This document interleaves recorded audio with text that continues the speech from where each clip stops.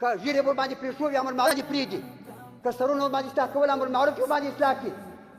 ته کار مه په لره نظامي صاحب، قمندان صاحب، والي صاحب د هغه ملګري یې، د دفتر رئیسه فلانه فلانه او د نظام دغه درې ګوني نظامي ارګانونه، ملي دفاع وزارت، پولیس شورا وزارت، استخبارات، دا به مطلق په دغو شیانو باندې کار نه لري. موږ پخوا هم په صراحت باندې اعلان کړی وو د شپې چاپې بندې دي، خلک په وحشت کې مه اچوئ.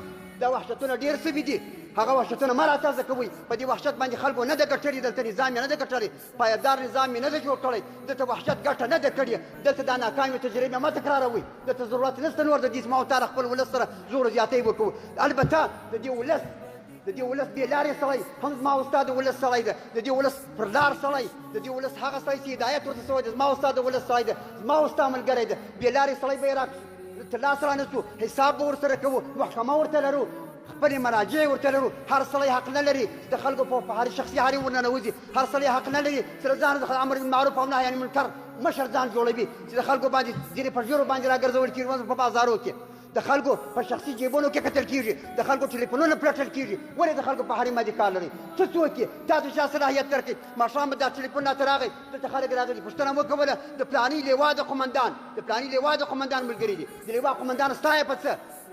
ستا یې په څه؟ ته څوک یې؟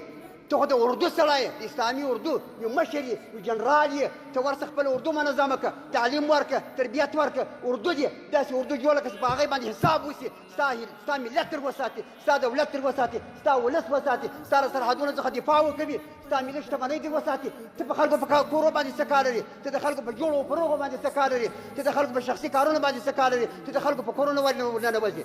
خپله وظیفه دې هر یو وپېژني، خپله وظیفه دي. هر کس ما درته وویل د امر معروف لپاره خپله اداره ده، هغه دې په خلکو باندې خپل شرعي احکام تطبیق کړي په هغه طریقه باندې.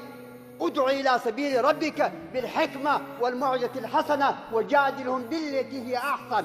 په هغه طریقه باندې امر معروف والا خلکو ته طریقه ور وښیه، دین ور وښیه، اسلام ور وښیه، شریعت ور وښیه، باندې پلی یې کړه، تطبیق یې کړه په هغه طریقه باندې چې لوی الله درته ویلي دي. خلک مه ځوروئ، خلک مه ټکوئ، دربدره ولس مه نور ضروروئ، د خلکو پر هرو باندې مالګې مه وردوړوئ.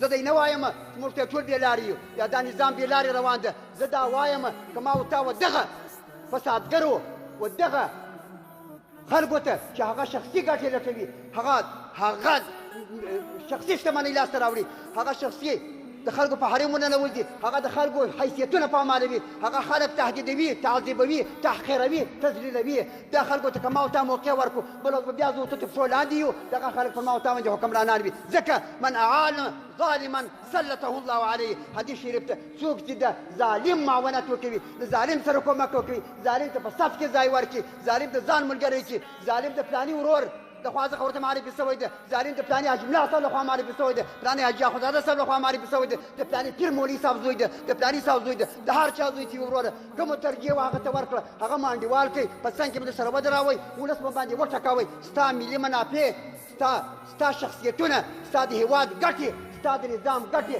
ستا خپل نظام ستا لاس څخه نور ووتې. بیا به نو تا ته وایم قمندان صاحبه، والي صاحبه، دا کس له ځانه څخه لرې کړه، دا نااهله ده، دا وباسه، دغه مه راوله نظام ته، په دا باندې نظام مه بدنامه کوه، دا ولس نور مه ځوروه، د ولس پر سر باندې لاس تېر کړه، ولس تر ګرېوان مه رانیسه، ولس تر لمن راونیسه، ولس تر ډېره مه نیسه، ولس په غېږ کې ونیسه، دا ولس نور مه ځوروه کوه، دا ولس مه مجبوروه چې بیا کډې زما او ستا لاس څخه وکوي، یا زما او ستا لاس څخه خپل جایدادونه پرېږدي، یا ولاړ شي په نورو هېوادونو کې زما او ستا لپاره بیا وروزل شي، بیا زما او ستا پر سر باندې راسي، بیا ما او تا ته په دغه وطن کې جنجال جوړ کړي. ورونو یوه خبره باید په وضاحت باندې وکړو. ګورئ، ملکي مامورین هغه کسان چې مسلکي خلک دي، اداري خلک دي، خدمات دلته کوي، دلته مسلکي کارونه کوي، اداري کارونه کوي، پرسونل دي دلته د هېواد، هغه زما او ستا ورونه دي. ګورئ، زه دی نه کوم چې ټول نظام او تعلیم ته په لاس ورکوم، داسې به نه وي چې ستا به په سړک باندې ترافیک هم طالب وي، ستا به په اداره کې ریس هم طالب وي، ستا به په اداره کې معاون و، منشي، ستا محرر،